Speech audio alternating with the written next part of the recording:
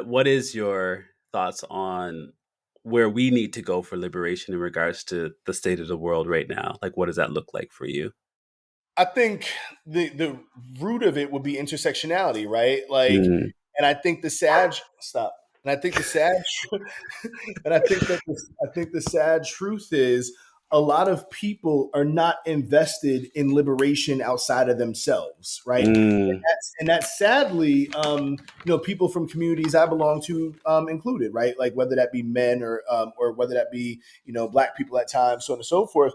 And so for me, the goal is for people to be more intersectional. Is I think when you look at a moment like Gaza, right?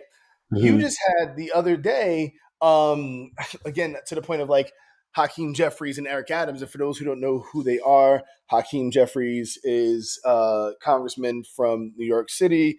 Eric Adams is the mayor of New York City, both black men. And, despite what happened with the NYPD at Columbia University, for those who are not familiar with that, the NYPD came in and completely assaulted peaceful protesters at Columbia University, students who attend that school for no reason, right? Uh, and Hakeem Jeffries was just like, "Oh, I didn't see any excessive force being used."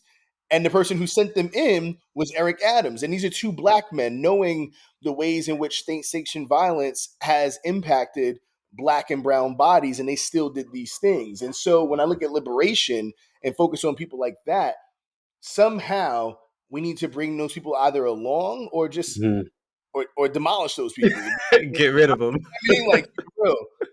Yeah, and it's so funny. I was reading something online the other day to talk about how much we want kids, and I mean they're not even kids, young adults to, be involved or share how they feel. And here they are. Like here they are. Here are these kids on these campuses genuinely, you know, out in front lines trying to do what it is to make sure people are being heard, and they are being treated like animals.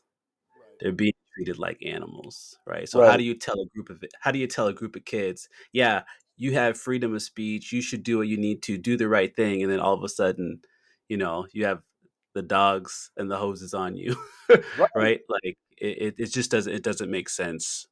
Right.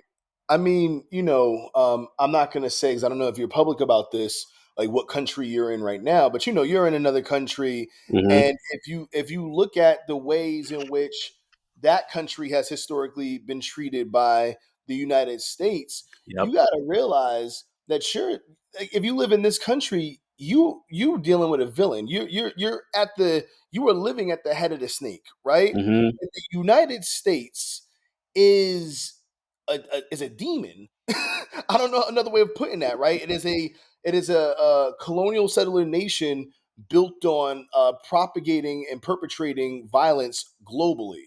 And I would Hmm. say, shit, at this point, intergalactically, probably for all we know. Hmm. And so, with that being said, I have to constantly remember that so many people who are marginalized were still brought up in that culture.